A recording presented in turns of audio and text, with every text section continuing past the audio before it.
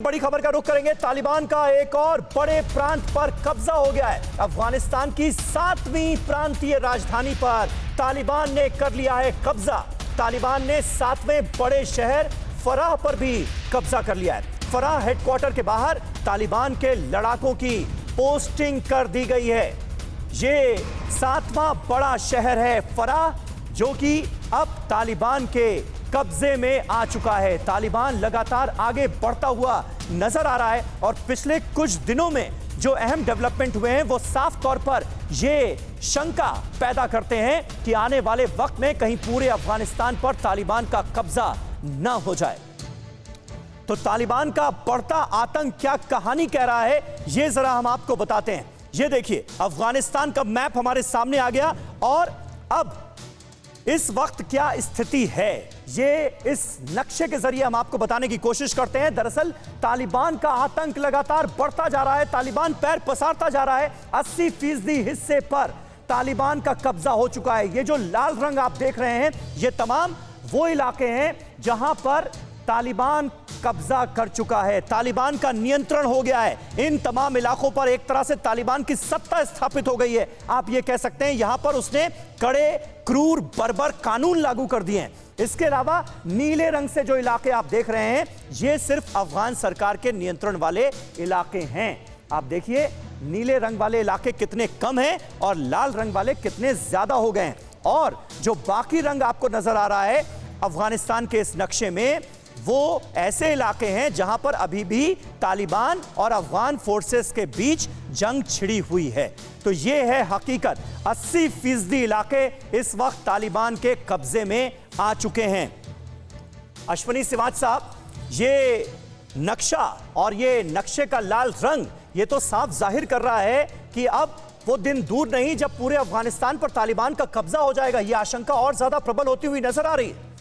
और बिल्कुल समीर, देखो, पहले सोचा गया था कि जिस प्रकार से तालिबान ने ऑफेंसिव स्टार्ट किया था, एक वैक्यूम क्रिएट कर दी थी अमेरिका के ट्रूप जाने से, हाँ। तो उन्होंने रूरल एरिया लिया था और उसके बाद क्रॉसिंग पॉइंट ली थी। तो सब ने यह सोचा था कि ये कैपिटल नहीं जीत पाएंगे अर्बन एरिया की, प्रोविंस की। और ऐसे में सोचा था क्योंकि इनके पास एयर पावर नहीं है। अफगानिस्तान के पास एयर पावर है और अमेरिका भी एयर सपोर्ट दे रहा है। तो जो तालिबान है, जो कैपिटल्स हैं अर्बन एरिया, उनको नहीं कैप्चर कर पाएगा। तो इसलिए अफगान गवर्नमेंट सर्वाइव करेगी, मगर ऐसा नहीं हुआ।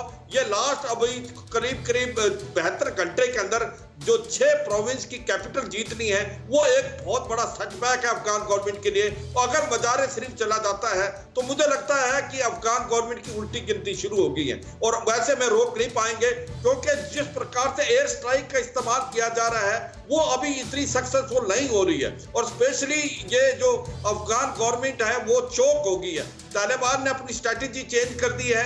पूरे चारों तरफ से इलाके को घेर लेते हैं, टाउन को। जब उसका सप्लाई लाइन को कट कर देते हैं फिर वो धीरे धीरे बढ़ते हैं। और ये एक इनकी टैक्टिक सक्सीड हो गई है। और मुझे लगता है कि जिस प्रकार से ये सोचा गया था कि एयर पावर काफी सक्सेसफुल होगी अर्बन एरिया में, ऐसा नहीं हो रहा। और आने वाले समय में जिस तरीके से अगर मजार शरीफ चला जाता है तो मुझे नहीं लगता कि ज्यादा देर काबुल रह पाएगा। अगले 3-4 महीने से ज्यादा टाइम देना बड़ा मुश्किल है। और अभी भी अमेरिका जाग जाए, अमेरिका अगर पूरे ऑल आउट एयरपोर्ट दे तो बचाव हो सकता है। अगर मजार शरीफ दोबारा ले लिया जाता है अफगान गवर्नमेंट से, अफगान गवर्नमेंट, तो आगे बढ़ जाएंगे। अगर मजार शरीफ चला जाता है तो फिर बड़ा मुश्किल है, क्योंकि फिर नेक्स्ट स्टेप जो है तालिबान का होगा काबुल, और उसको बचाना मुश्किल है। और अभी भी मुझे लगता है अमेरिका अगर सच्चे मन से एयर स्ट्राइक करे तो बचाव हो सकता है। सिवाच साहब, आप जिन बातों का जिक्र कर रहे हैं, विवेक काटजू साहब रिएक्ट करना चाह रहे हैं उस पर। काटजू साहब, इससे सहमत नहीं है क्या आप? देखिए, मजार पर वो अगर कब्जा करते हैं तो उसके बाद अगला शहर उनके निशाने पे होगा कंधार, क्योंकि कंधार तालिबान का गढ़ है। उनके लिए एक बहुत महत्व रखता है।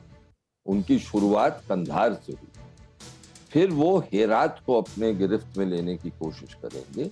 और काबुल वो जानते हैं, और पाकिस्तान जानता है, पाकिस्तान उनके पीछे है, तो जानता है कि काबुल का लेना सबसे मुश्किल है। तो पहले वो इन शहरों को पर अपना कब्जा जमाने की कोशिश करेंगे। और एक और चीज मैं कह दूं, अगर इतनी जल्दी जल्दी ये गिरता गया, हाँ। तो फिर मुझे लगता है कि बाइडेन साहब, राष्ट्रपति बाइडेन बहुत प्रेशर में आए, क्योंकि उनको ये अंदाजा नहीं था कि इतनी जल्दी जमीनी फेरोबदल होगा अफगानिस्तान में। सब समझ रहे थे, अगर आप टेस्टिमनी देखें जो उनकी कांग्रेस में हुई, उसमें ये था कि दो साल लगेंगे, 2 साल में तालिबान आगे बढ़ेंगे, लेकिन इस फुर्ती के साथ जो वो जा रहे हैं, बिल्कुल सही बात है, जो प्रोविंशियल कैपिटल्स उन्होंने, बिल्कुल सही बात है काजू साहब, बिल्कुल सही आपने कहा। और बहुत जल्दी जल्दी अलग अलग प्रांतों की जो राजधानियां हैं उन पर कब्जा होता हुआ नजर आ रहा है तालिबान का। और